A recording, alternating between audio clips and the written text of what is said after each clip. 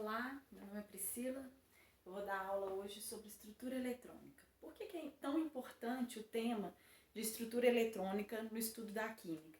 Todo o curso básico de química a gente inicia com esse tema do modelo atômico, a gente tem que compreender como é que é o átomo, quais são as nossas definições atuais sobre o átomo, o que nós sabemos hoje sobre o átomo, mas nós temos que entender também como que é feito a distribuição de elétrons no átomo. Por que esse tema é tão importante?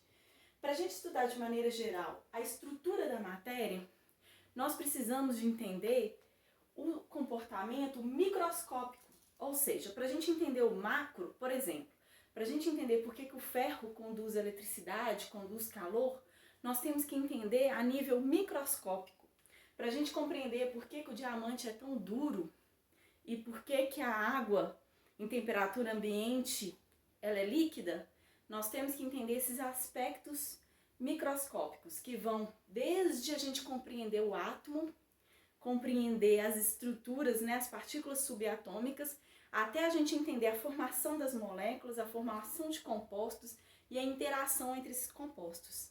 Então a química ela vai focar, uma grande parte da química vai focar em entender esses aspectos microscópicos. Então quando a gente estuda a estrutura eletrônica, a estrutura da matéria, nosso foco principal é entender esses aspectos microscópicos. E nós sabemos que é vasto o campo de atuação dos químicos, ou da química a serviço da humanidade. Nós sabemos que a química está envolvida na produção de cosméticos, remédios, de maneira geral, com o desenvolvimento científico-tecnológico. Se você hoje está podendo ver essa videoaula através do seu computador, do seu celular, muito desenvolvimento químico e supercapacitores, entre outros, foi necessário para chegar nesse ponto. Mas isso tudo parte de uma base, parte do estudo, do entendimento do microscópico. Então a gente tem que entender esses aspectos do átomo para a gente prosseguir no conhecimento aí da matéria. Bom, só um esclarecimento, eu vou disponibilizar esse material para vocês. Então em alguns pontos, esse PowerPoint, ele tem textos mais extensos, mas não se preocupem se vocês não conseguirem ler, porque a ideia principal não esse PowerPoint não vai ser apresentado só aqui não, então vai ser disponibilizado para vocês e ele vai ser um guia para estudo, por isso que às vezes o texto é um pouquinho mais extenso. Então uma coisa interessante, como que em meados do século XIX começou as teorias atômicas, em meados do século XIX começou um desenvolvimento muito amplo da pesquisa e nós conseguimos formular melhor o átomo, as observações que a gente conseguia extrair. Então uma das coisas que os cientistas usavam bastante é a luz. Como que a luz interferia na matéria. E a partir dos resultados de interferência da luz na matéria, era possível extrair informações muito relevantes que levaram ao desenvolvimento científico e que aumentaram a nossa compreensão do átomo. Por exemplo, um dos aspectos que derrubou os modelos atômicos anteriores, não vou dizer derrubou, mas porque a gente usa todos os modelos atômicos praticamente. Por exemplo, a gente usa muito o modelo de Dalton quando a gente quer estudar estequiometria, que é um dos primeiros modelos, mas ele funciona muito bem quando a gente quer estudar o comportamento cinético dos gases. Então assim, mas cada vez que fenômenos novos eram descobertos, havia necessidade de melhorar ou ampliar o modelo atômico. Então assim, um dos aspectos que levou à criação do modelo atômico, a formulação, a postulação do modelo atômico de Bohr, foi o espectro em linhas. O que é isso, espectro em linhas? Por exemplo, se eu deixo Newton, ele descobriu uma parte do espectro eletromagnético, que a gente chama hoje em dia, da seguinte maneira: num quarto escuro ele deixou entrar uma fresta de luz, essa fresta de luz, que passou por uma pequena fendazinha, foi colocado num prisma e aí ele difratou. Isso é um efeito, difratar é um efeito de ondas. Então ondas são capazes de difratar. Então hoje e a partir desde o meado meados do século XIX, a gente entende que a luz, ela é uma onda, né? Ela tem um comportamento ondulatório. Então, se eu pego a luz solar e difrato a luz solar, eu vou ter um espectro que a gente chama de espectro contínuo. E aqui, por exemplo, né, nós temos aqui passando do violeta, indo do violeta, o azul, o anil, o verde, o amarelo, o laranja, o vermelho, passando pelas cores que estão aqui em ordem de energia, né? Acima do violeta nós sabemos que nós temos o ultravioleta e abaixo do vermelho aqui nós temos o infravermelho. Mas a parte visível do espectro é apenas a parte das cores, né? Nós não enxergamos, nós seres humanos, não somos capazes de enxergar o infravermelho e nem o ultravioleta. Então, por exemplo, também é o mesmo fenômeno que acontece quando a gente vê o arco-íris, é uma difração da luz. Então a gente vê aquele degradê contínuo, sem buracos. Já o espectro em linhas, ele é formado quando a gente pega o gás de alguma substância, de algum elemento químico. Por exemplo, se a gente pega uma lâmpada de hidrogênio e a gente vai difratar a luz, a gente aquece e vai difratar aquele gás, a luz emitida por aquele gás, o que nós vamos ter? Algumas linhas características. E essas linhas, elas têm uma correspondência em número, em comprimento de onda. Da mesma forma que nós temos aqui do violeta até o vermelho, e nós sabemos que nós estamos partindo aqui do mais energético para o menos energético, e que cada cor tem um comprimento de onda associado, aqui da mesma forma nós temos linhas características. É importante ressaltar que essas linhas não aparecem só no espectro visível, só na região visível do espectro eletromagnético. Nós temos também na região do ultravioleta, mas vamos focar aqui um pouquinho, que já é suficiente para a nossa compreensão, as linhas que a gente vê no espectro visível. Vou dar um exemplo. Se a gente está fazendo comida no fogão e a gente deixa cair um pouquinho de sódio na chama, logo a chama passa de azul para amarelo. Aquele amarelo é a emissão do sódio. A gente deixa cair um pouquinho de sal de cozinha, NaCl. É a emissão do sódio. Por quê? O sódio recebe a energia, né, do calor ali do fogo e ele promove um elétron para uma camada mais energética e quando esse elétron retorna, ele emite na região do amarelo. Nós vamos compreender isso melhor. O modelo de Dalton, então, o foco dessa aula de hoje não é explorar os modelos atômicos, mas nós precisamos de entender um pouquinho para a gente compreender a estrutura eletrônica dos átomos. Então, só relembrando o modelo atômico de Bohr. O modelo atômico de Bohr, ele tem dois postulados muito importantes. O primeiro, né, que ele é como se fosse um modelo posterior ao de Rutherford, é como se ele fosse uma certa evolução do modelo de Rutherford. Ele fala que existem o estado estacionário. Por quê? Porque já tinha ideia da quântica e sabia que os elétrons não podiam ocupar qualquer nível de energia, tinha energia quantizada. Então a primeira coisa que ele fala é que ele, né, bola um modelo, o postulado dele é um modelo planetário, mas em que os elétrons ocupam posições fixas estacionárias. Então tem órbitas bem definidas. E outra coisa que ele aborda é que esses elétrons podem mudar de órbita. Ou seja, se eu fornecer energia para um dado elétron, ele consegue absorver essa energia e ser promovido para uma órbita mais energética. Lembrando o seguinte, quanto mais perto do núcleo estiver o elétron, mais estável ele está, numa órbita mais estável. E se ele é promovido ao retornar para o estado fundamental, que é o estado de menor energia daquele elétron, ele emite uma radiação. Então, só de curiosidade aqui, tem um espectro de linhas aqui de alguns elementos químicos. Por exemplo, o primeiro é o do Sol, depois nós temos aqui o espectro do hidrogênio, do hélio e do mercúrio. E se a gente observar, cada espectro de linhas, né, ou em linhas, é de uma forma. Por que isso? Porque esses espectros, eles são característicos, é como se fosse a digital de cada elemento químico. Então, cada elemento químico tem um tamanho, uma característica específica, e nós vamos ter um espectro em linhas único para cada elemento químico.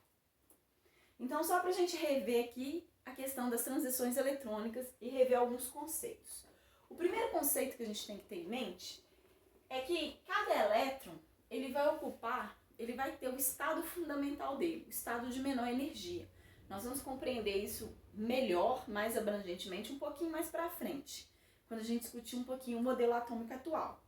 O modelo de Bohr ainda não é o modelo atômico atual. Nós vamos ter outros fenômenos aí na natureza que vão nos indicar qual que é o modelo que melhor explica o que a gente consegue observar. Mas o fato é, se esse elétron aqui, ele ocupa essa órbita como estado fundamental, se for fornecida energia suficiente, ele pode saltar dessa órbita para uma órbita mais externa. Então a gente fala que ele partiu do estado fundamental e foi para o estado excitado. Para partir do estado fundamental e para o estado excitado, ele precisa de absorver energia. Então aqui é um fenômeno de absorção de energia. Mas quando esse elétron retoma, ou seja, cessa aquela emissão de energia, ele retoma para o estado fundamental, então ele sai do estado excitado e volta para o estado fundamental, é emitida uma energia quantizada, uma energia referente a esse processo aqui, de partir dessa órbita aqui, vamos supor, do nível 2 para o nível 1. Então, isso que corresponde àquelas linhas no espectro. Então, são energias quantizadas. Por exemplo, se ele tivesse recebido muita energia para ir para a terceira órbita, ao retornar, nós iríamos ter uma emissão de energia com comprimento de onda diferente também, que seria específico para esse átomo aí em questão.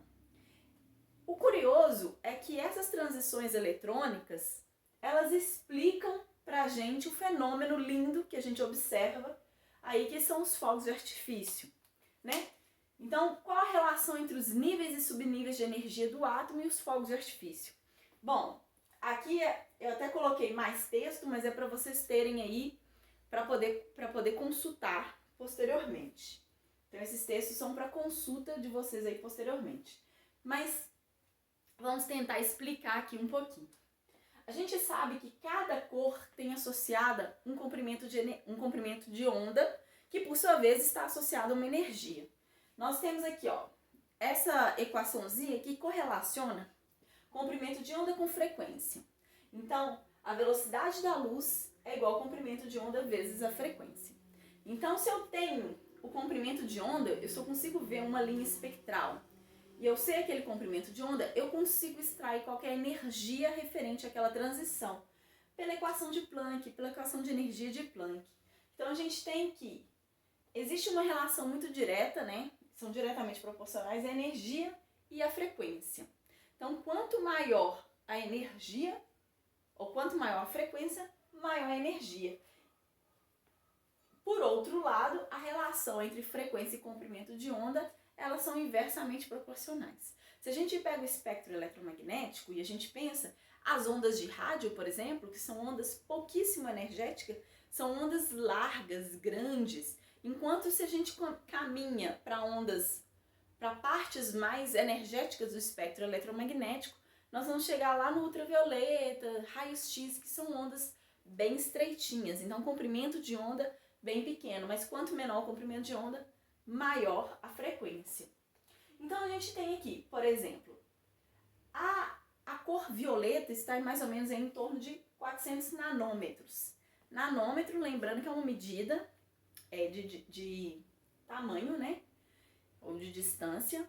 E ela é dada nanômetros, né? É metro a 10 a menos 9 metros. Então o violeta é em 400 nanômetros, cerca de 400, enquanto o vermelho é em 700 nanômetros. Então, quanto maior o comprimento de onda, menor a frequência, menor a energia. A gente sabe que o violeta é mais energético do que o vermelho, por exemplo. Então, a gente consegue fazer essa relação. Se eu falar para vocês assim, que a transição de N2 para N1 emitiu uma linha lá em 550 nanômetros, vocês conseguem, por essas equações, fazer a relação e me falar qual que é a energia desse processo. Bom, qualquer forma, embora o modelo atômico de Bohr tenha explicado muito bem o espectro em linhas, que era uma observação que até então não podia ser explicada pelos modelos posteriores, existiam, né, foram descobertos novos fenômenos que o modelo de Bohr não abordava, ele não explicava. Por exemplo, nós tivemos aí o princípio da incerteza de Heisenberg. O que é isso? É impossível a gente determinar simultaneamente a posição e a energia do elétron. Então, aquele postulado de Bohr, que o elétron tinha órbitas estacionárias, que o átomo tinha órbitas estacionárias onde o elétron estava, não funcionava muito bem, porque a gente não podia ter essa certeza. O que acontece? Quando a gente vai medir a posição do elétron, a gente muda a energia, porque a medida interfere no processo. Nós usamos ondas para poder fazer essa medida, ondas eletromagnéticas. E quando a gente tenta medir a energia do elétron, a gente interfere na posição. Então é impossível a gente saber a posição e a energia de um elétron simultaneamente, no mesmo instante. Então a ideia de órbita, ela já começa a ter problemas aí. E um outro princípio muito interessante é que, além da luz, porque a luz, ora ela funciona, ora ela se comporta, tem um comportamento ondulatório, exemplo, o espectro eletromagnético, a região visível, por exemplo, que a gente consegue observar muito bem. A luz difrata, e difração é um fenômeno de ondas. Além dela se comportar como onda, ela se comporta também como partícula.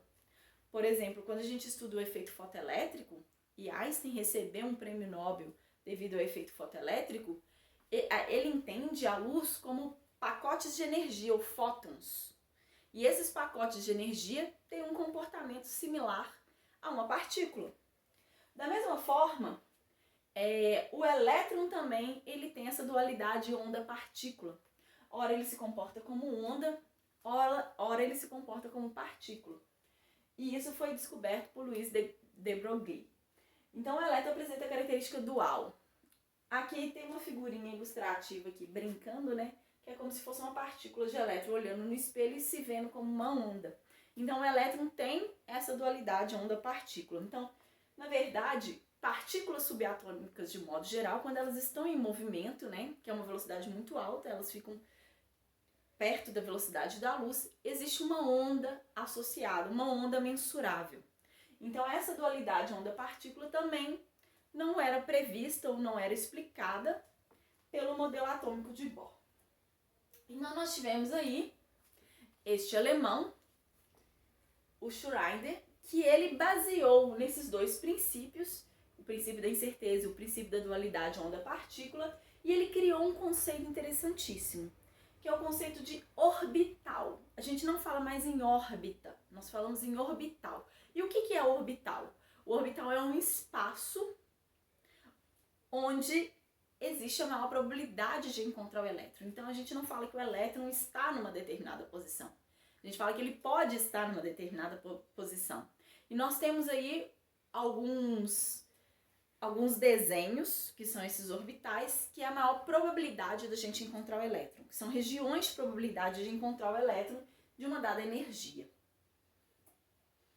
Aqui é só um exemplo para a gente tentar começar a compreender as funções de onda aí do hidrogênio. A resolução das equações levaram a esse tipo de desenho. Eu não vou adentrar muito o assunto de orbitais e órbitas, porque não é o foco dessa aula. O foco dessa aula é a distribuição eletrônica. Mas é interessante a gente saber e entender isso. Dirac, ele calculou essas regiões de probabilidade e determinou os 4 números quânticos principais.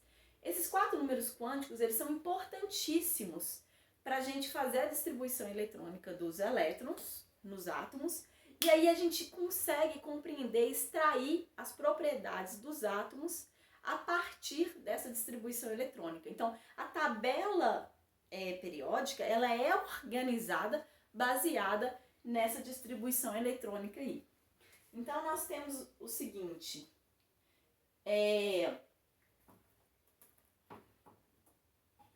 nós temos temos 4 números quânticos principais. Então, eu vou exemplificar aqui, talvez o quadro não esteja tão legível.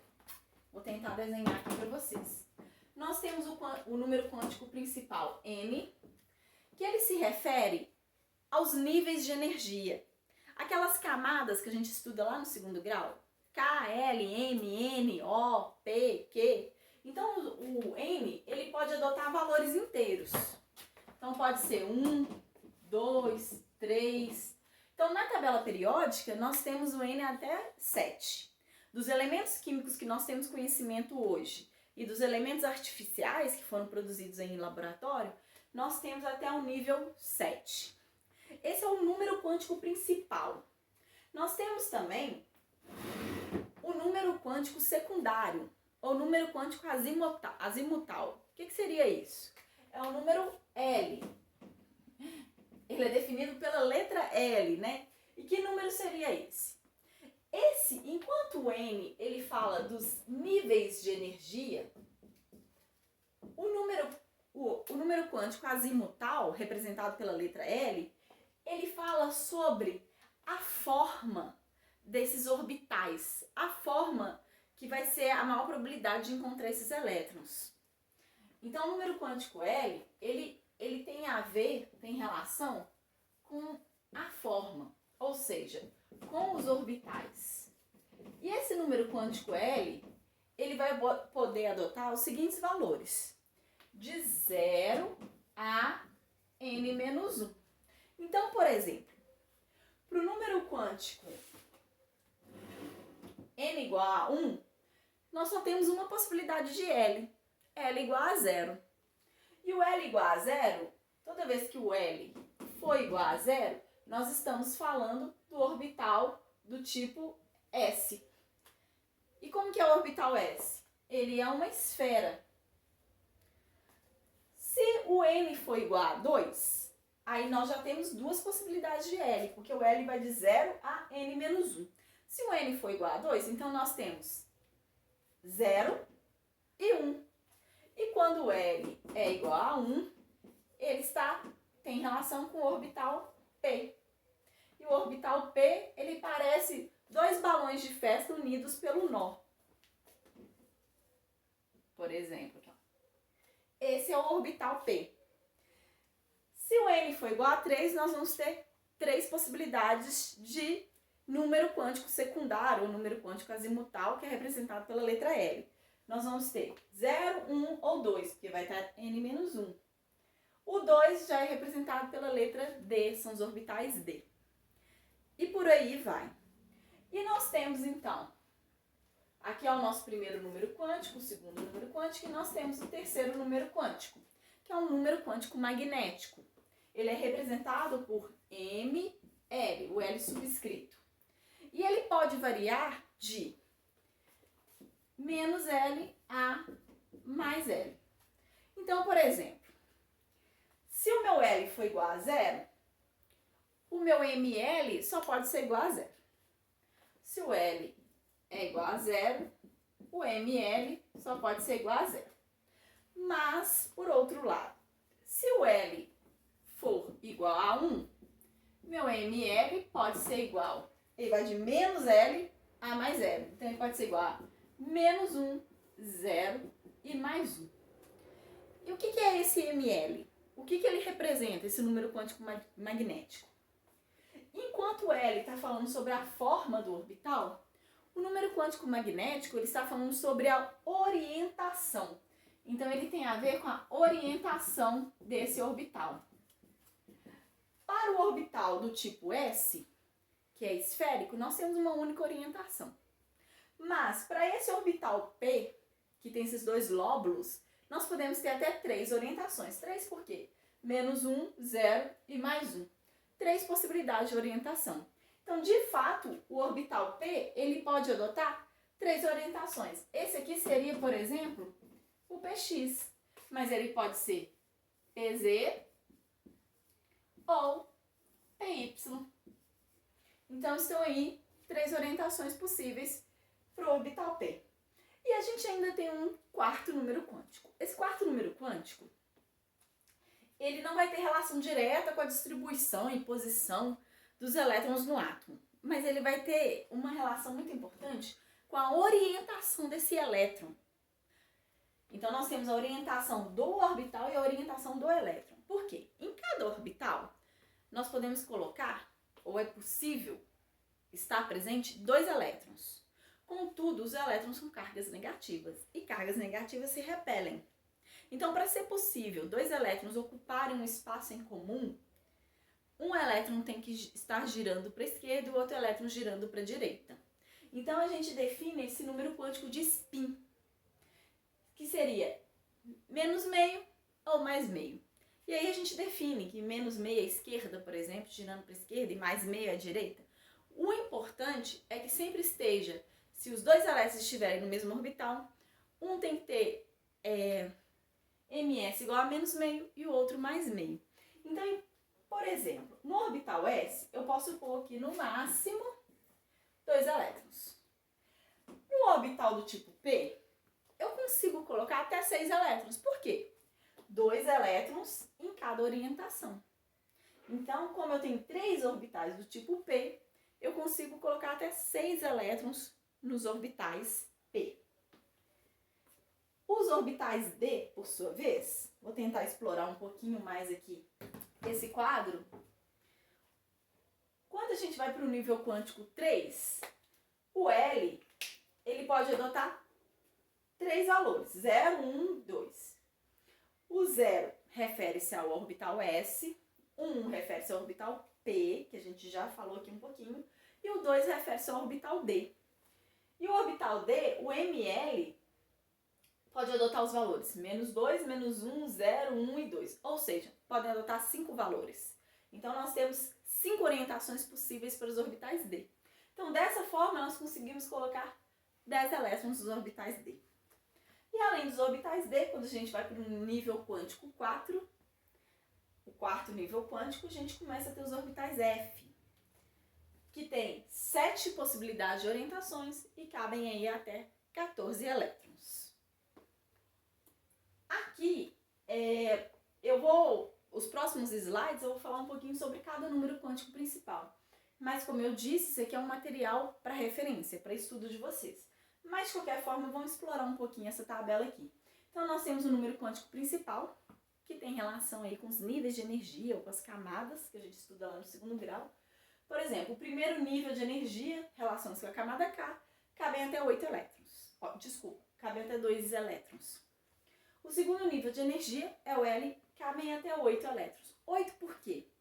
Porque a gente tem... Aqui é o primeiro nível de energia, a gente só tem um S, só cabem 2 elétrons. Mas no segundo nível de energia, a gente vai ter 2S, 2P. Então, no S cabem 2 elétrons e no P cabem mais 6 elétrons, totalizando 8 elétrons. Já no terceiro nível, nós vamos ter 3S, 3P, 3D. Lembrando que esse 3 que eu falo na frente refere-se ao nível de energia. Então, no nível 3, nós vamos ter os orbitais S, P e D. Nos orbitais S, cabem 2 elétrons, porque ele só tem uma orientação possível. No orbital P, cabem 6 elétrons, porque tem 3 orientações possíveis. E no orbital D, cabem 10 elétrons, porque tem 5 orientações possíveis. Então, até 18 elétrons e assim por diante. Então, o número quântico secundário ou azimutal tem a ver com subníveis de energia. Enquanto a gente fala que os níveis de energia são as camadas, né? Os subníveis de energia seriam os orbitais. Então, a gente primeiro vai preencher os orbitais S, depois P, D, F. Então, existe uma ordem aí dessa energia. Então, os orbitais S é quando o L, né, é igual a 0, cabe até 2 elétrons. Nos orbitais P, o L é igual a 1, nós temos 3 orientações possíveis, cabem 6 elétrons. Nos orbitais D, o L é igual a 2, 5 orientações possíveis, menos 2, menos 1, 0, 1 e 2, né? Cabem 10 elétrons. E no F, o L é igual a 3, cabem 14 elétrons. O número quântico magnético é referente àquelas orientações. Então, de menos L a mais L, então são essas orientações. E aqui é o que eu tinha falado sobre o MS, ou seja, o número quântico de spin, que ele foi introduzido porque o mesmo elétron ele não pode ter os quatro números quânticos iguais. Então, se os três primeiros números quânticos forem iguais, ou seja, dois elétrons ocupam o mesmo orbital, eles vão ter uma diferenciação no número quântico de spin. Então, por exemplo, um está girando para a direita, o outro está girando para a esquerda e nós temos aí os spin mais meio, menos meio.